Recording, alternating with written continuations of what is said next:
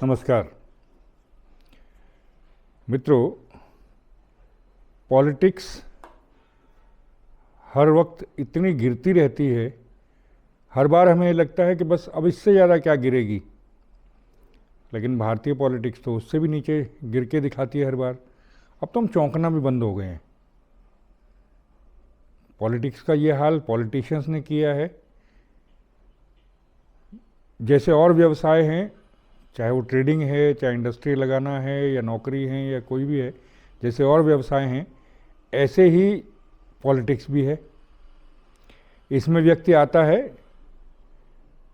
पैसा कमाने के लिए। सत्ता किस लिए चाहिए? पैसे के लिए। और पैसा किस लिए चाहिए? सत्ता पाने के लिए। तो पॉलिटिक्स जो है ले दे करके इसी के इर्द गिर्द घूमती है। और जैसे और व्यवसाय हैं ऐसे ही इसमें भी वंशानुगत अपने व्यवसाय को अपने पुत्र को देना, इसमें भी है।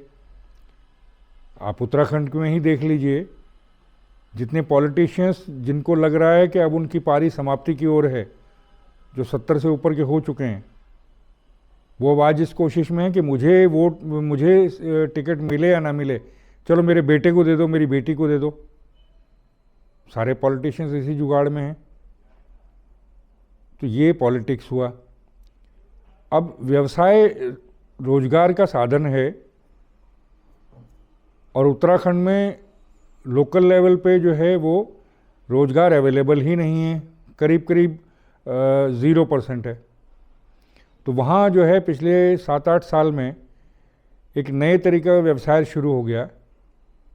लोग यूट्यूबर हो गए हैं, सोशल मीडिया पे रील बनाने वाले हो गए हैं। जितने ज़्यादा व्यूज़ होंगे उतना ज़्यादा पैसा मिलेगा, तो उन व्यूज़ के पीछे भागते हैं। उसमें नैतिकता तो छोड़ ही दी गई है। अब उसका निम्नतम स्वरूप देख रहे हैं। लगता तो नहीं कि इससे नीचे भी गिर जाएंगे, पर गिरेंगे। उस व्यूज़ के अलावा एक और तरीका भी है इनका, प्रचार। बहुत सारे यूट्यूबर्स, रील बनाने वाले आपने देखे होंगे, वो किसी रेस्टोरेंट के खाने का प्रचार करते हैं, किसी होटल की सुविधाओं का, रिजॉर्ट की सुविधाओं का प्रचार करते हैं। और अब क्योंकि चुनाव अगले साल उत्तराखंड में हैं 2027 में, मार्च में, तो अब इन लोगों को नया एक मिल गया है। जो पॉलिटिशियंस हैं वो इनको एंगेज कर रहे हैं। इनको कहा जा रहा है आप इन्फ्लुएंसर हैं तो आप ये वाला मुद्दा चलाइए, उस मुद्दे के थ्रू हमारा जो पक्ष है उसको रखिए, सरकार पर हमला कीजिए, विपक्ष पर हमला कीजिए, उसके लिए पैसा मिल रहा है।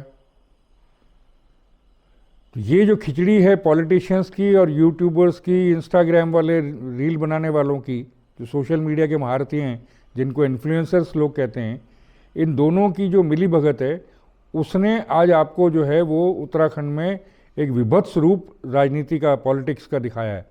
राजनीति कहने से मैं बचता हूँ, क्योंकि राजनीति जब आप कहते हैं तो उसमें नीति भी होती है।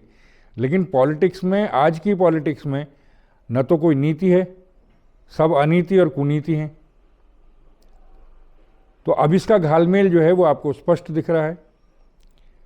और ये मैं एक उदाहरण के लिए जो है वो आपको अंकिता भंडारी जो केस है उसके संदर्भ में कहना चाहता हूँ। वो एक उदाहरण है मेरे लिए। जो चल रहा है, जो आजकल जो चल रहा है, बहुत सारे लोग जो उत्तराखंड से जुड़े हुए हैं, जिनका वहाँ सोशल मीडिया के थ्रू संपर्क है, वो तो जानते ही हैं। लेकिन बहुत सारे लोग जिनका सोशल मीडिया के थ्रू संपर्क नहीं है, जो नहीं देख पा रहे हैं कि वहाँ क्या चल रहा है, उनके लिए ये जानना जो है वो ज़रूरी है। देखिए, 2022 में सितंबर में 18 तारीख को अंकिता भंडारी, एक अबोध बालिका 19 साल की, उसकी हत्या हुई। 1 महीने पहले वो उस रिजॉर्ट में, वनांतर करके एक रिजॉर्ट है ऋषिकेश में, उसमें वो नौकरी के लिए आई। उसके बाद उसके ऊपर जो है वो तरह तरह के दबाव वगैरह डाले गए, जो कुछ भी उसने अपने मित्रों को बताया है उसके थ्रू। अल्टीमेटली जो है वो 18 सितंबर को गायब हो गई। उसके घर वाले उसको ढूंढ रहे थे, नहीं मिल रही थी। तो 19 सितंबर को उसके पिता ने जो है वो 3 पुलिस स्टेशंस में 0 एफआईआर लॉन्च कराने की कोशिश की, मिसिंग रिपोर्ट की। पौड़ी में, आपका जो है ऋषिकेश में और मुनि की रेती में, तीनों जगह उनको मना कर दिया गया।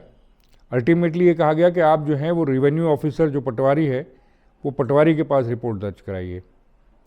19 तारीख को पटवारी को ये बताया उस रिजॉर्ट के मालिक ने। रिजॉर्ट का मालिक है एक पुलकित आर्य, उसके पिता विनोद आर्य जो हैं वो बीजेपी की सरकार में स्टेट मिनिस्टर रहे कुछ टाइम के लिए, काफ़ी ऐश्वर्यदार राजनीतिज्ञ हैं।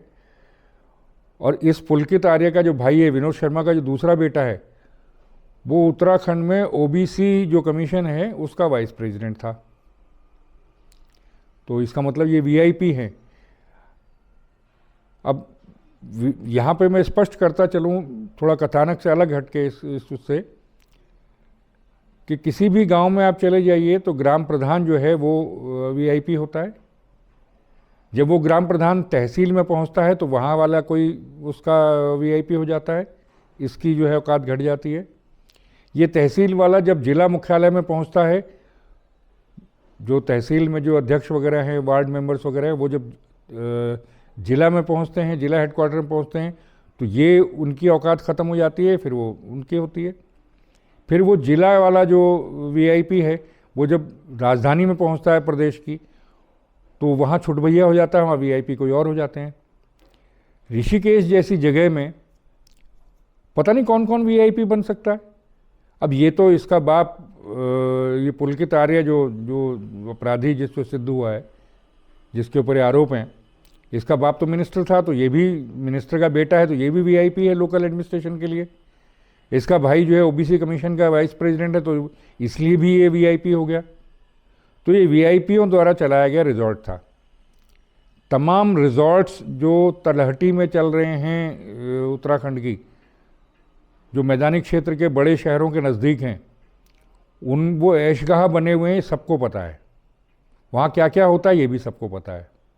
खैर, वापस उस पर आते हैं। तो ये अबोध बालिका जो है, इसकी हत्या हुई 18 तारीख को। 19 तारीख को पटवारी को बताया गया, पटवारी उसके बाद छुट्टी चला गया, उसने ध्यान भी नहीं दिया। फिर ये लोकल जो कम्युनिस्ट जो पार्टी के लोग हैं, इन लोगों ने हल्ला मचाना शुरू किया, लोकल लोगों को इकट्ठा किया। तो 22 तारीख को जो रेणु बिष्ट वहाँ की नई नई एमएलए थी उस एरिया की, उसने बुलडोजर चलवा के वो उसका रिजॉर्ट का वो कमरा जिसमें वो रह रही थी अंकिता भंडारी, वो तोड़वा दिया। 23 को उसमें आग भी लग गई, लगा दी गई, जो भी है। 24 को वो बच्ची का जो है वो शव मिला। पुलिस ने जो कानूनी कार्रवाई करते हुए, जो पुलकित आर्य है जो मालिक था उसका एक मैनेजर और एक और जो कर्मचारी था, उन तीनों को जो है वो बंदी बनाया। उनके ऊपर केस चला, 500 पेज की उसमें चार्जशीट फाइल हुई। और फिर अल्टीमेटली 30 मई 2025 में, पिछले साल 30 मई को उन तीनों को रिगरस इम्प्रिजनमेंट जो है लाइफ टाइम का, मतलब आजीवन कारावास उनको दिया गया। अब देखिए, जब ये वो बुलडोजर से कमरा गिरवाया गया था, उस दिन भी बहुत से लोगों ने कहा कि हाँ जी न्याय हो गया। जब दूसरे दिन उसमें आग लगाई गई, तब भी कहा गया कि वो हो गया। जनमानस का जो है उनको लगा कि आम लोगों को लगा न्याय हो गया है, त्वरित कार्रवाई हो गई है, ये जो है पनिशमेंट मिल गया है। 30 मई को जब ये इन तीनों को जो है आजीवन कारावास मिला, तब भी ज़्यादातर लोगों का मत यही था कि न्याय हो गया है जी। लेकिन कम्युनिस्ट जो हैं वो चुप नहीं बैठे थे, वो तो लगातार कुछ ना कुछ संदेह जताते रहते थे। तो एक वीआईपी का जिक्र था कि किसी वीआईपी के लिए इसका मर्डर किया गया। तो अभी दिसंबर के आखिर में, 25 दिसंबर के आसपास जो है, एक कोई अभिनेत्री बताई जाती है, उसने कोई ऑडियो वीडियो जो है वो जारी किया, जिसमें भारतीय जनता पार्टी के जो राष्ट्रीय महासचिव है एक, उनका नाम उसमें उन्होंने लिया। ये जो महिला हैं ये किसी पूर्व विधायक की भी पत्नी बताई जाती हैं। उसके बाद उत्तराखंड में इन ऑडियो और वीडियो की बाढ़ जैसी आ गई है। कोई किसी हिस्से को चला रहा है, कोई किसी हिस्से को चला रहा है। जो कम्युनिस्ट हैं और जो कांग्रेस वाले हैं, जो उनके खरीदे हुए जितने यूट्यूबर्स और ये इंस्टाग्राम वाले हैं, या उनके जो पक्ष वाले जो चैनल्स हैं, वो उस वीआईपी के पीछे पड़े हैं कि वीआईपी है इसमें, ये तो बेकार, इन तीनों को नहीं, वो वीआईपी को सज़ा होनी चाहिए थी। और हमेशा की तरह पुलिस जो है, जैसे इस केस में शुरू में भी जब उसके अंकिता भंडारी के पिता ने जब जो है पुलिस में कंप्लेंट दी थी तो उस पर कोई एक्शन नहीं लिया। इसमें सज़ा हो गई लोगों को, अदालत ने सज़ा दी। अब वो उसके अपील में जाएंगे नहीं जाएंगे वो अलग बात है, लेकिन पुलिस की अकर्मण्यता जो है वो बार बार इस मुद्दे को, जब ये वीआईपी जब 2023 के समय जो उठाया गया था, अगर उसी समय इसको कह दिया जाता, स्पष्ट कर दी जाती स्थिति, तो ठीक रहता। लेकिन पुलिस का तो हमेशा लचर जो है वो रहा है। जैसे और प्रदेशों की पुलिस है, ऐसी पुलिस हमारे उत्तराखंड की भी है। अब इसमें जो राजनीति करने वाले हैं, जो पॉलिटिशियंस हैं, सत्ता पक्ष के जो पॉलिटिशियंस हैं, चाहे वो चीफ मिनिस्टर हों चाहे और लोग हों, उन्होंने भी ऐसा इसको एड्रेस नहीं किया। अगर कम्युनिस्ट और कांग्रेसी इसमें किसी वीआईपी की संलिप्तता बता रहे थे तो स्थिति तभी स्पष्ट कर देनी चाहिए थी। सीबीआई की जांच की मांग की है तो तभी इसकी घोषणा कर देनी चाहिए थी। सजा होने से पहले सीबीआई जांच की मांग करते। हालांकि उसमें मिलता क्या सीबीआई को, मुझे लगता नहीं कुछ मिलता, क्योंकि पोस्टमार्टम के बाद जो है वो उसका अंतिम संस्कार कर दिया गया था, तो इसलिए कोई नया तो सबूत मिल नहीं सकता था। जो सबूत रिजॉर्ट से मिल सकते थे वो भी वहाँ आग लगाने और तोड़ने से, बुलडोजर चलाने से वो ख़त्म कर दिए गए। जो इलेक्ट्रॉनिक सबूत हैं वो कितने ढूंढ पाती सीबीआई पता नहीं, या आप कितने ढूंढ पाएगी। लेकिन ये जो आरोप प्रत्यारोप का जो दौर है ये इतना घिनौना हो गया है आज की डेट में, बहुत ज़्यादा दुख होता है देख करके। कांग्रेस का जो केंद्रीय नेतृत्व है वो भी इस आरोप प्रत्यारोप के उसमें शामिल हो गया खेल में। उन्होंने भी ट्वीट वगैरह करके और स्टेटमेंट दे करके जो है वो उसमें माहौल को और जो है गंदा किया है। इधर जो यूट्यूबर्स हैं, जो वो हैं चैनल वाले हैं, मतलब बाढ़ आई हुई है इनकी। फेसबुक खोलिए तो अंकिता भंडारी, यूट्यूब खोलिए तो अंकिता भंडारी, इंस्टाग्राम खोलिए तो अंकिता भंडारी। मतलब जिसको जहाँ जो मिला वो उसने वो कहना शुरू कर दिया है। कभी वो नेता बयान दे रहा है, कभी वो नेता बयान दे रहा है, कभी पक्ष वाला दे रहा है, कभी विपक्ष वाला दे रहा है। और सच तो ये है कि इनमें से किसी को अंकिता भंडारी का कोई दर्द नहीं है। उस मासूम बालिका की हत्या हुई, उसके साथ ये दुर्घटना हुई, उससे किसी को कोई लेना देना नहीं है। जो चैनल वाले हैं, जो यूट्यूबर्स हैं, जो फेसबुक पे लिख रहे हैं, इनको भी व्यूज़ चाहिए, इनको भी पैसा कमाना है। और जो ये पॉलिटिशियंस इसमें जो गंद घोल रहे हैं, ये भी सत्ता के लिए, पैसे के लिए, बेसिकली पैसे के लिए हैं।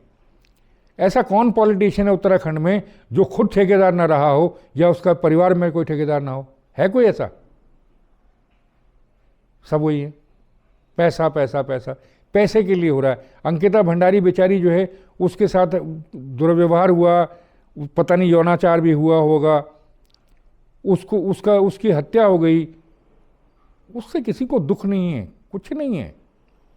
पैसा चाहिए सबको, 2 मिनट की प्रसिद्धि जिससे पैसा कमाया जा सके, व्यूज़ मिलें जिससे पैसा कमाया जा सके, आरोप लगाएंगे उससे पैसा कमाएंगे। अब नया वो शिकूफा शुरू हो गया कि सीबीआई की जो इंक्वायरी जो है चीफ मिनिस्टर ने घोषित कर दी। कहते नहीं वो उसकी सुप्रीम कोर्ट के किसी रिटायर्ड जज की अध्यक्षता में होनी चाहिए वो जांच। वाह, क्यों जी? वो सीबीआई तो सेंटर की जो है वो है कठपुतली है, तो फिर आप मांग क्यों कर रहे थे? आप सीबीआई जांच की मांग कर रहे थे, और जब सीबीआई जांच घोषित हो गई तो आप कहते नहीं नहीं वो तो क्योंकि बीजेपी की सरकार दिल्ली में भी है, केंद्र में भी है, तो इसलिए वो हमारे को न्याय नहीं मिलेगा।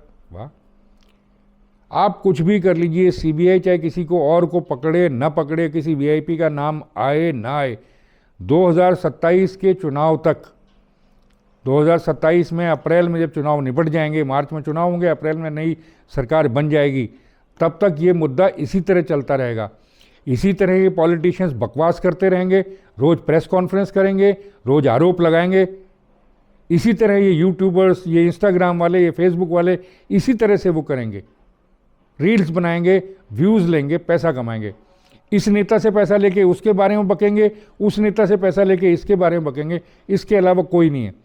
किसी को नहीं पड़ी है अंकिता भंडारी की, उसकी दुखद मृत्यु से किसी को दुख नहीं है, सब पैसे के पीछे हैं। यही आज की पॉलिटिक्स है, क्या करें। नमस्कार।